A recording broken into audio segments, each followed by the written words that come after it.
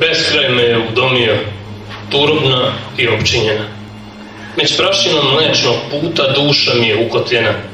Zamori se srce tući ritmom setne pesme sova, u svetlost se preobuko. Ne čujem ja tvoga zova. Ka bespuću niskostrašća celog si se veka pela i postala gordeljiva, zver divlja i nevesela. Vukla si me u bezdane greha, krvi proključale, da te skoba rodila se, radosti su sve skončale. Opraštam ti lavlju narav, vatru duha ognjenoga, morao sam dno dotaći da u sebi spoznam Boga. Ne traži me u pesmama, u tišini i ljudima, snovima se zaveštavam, tek da znadeš da me ima.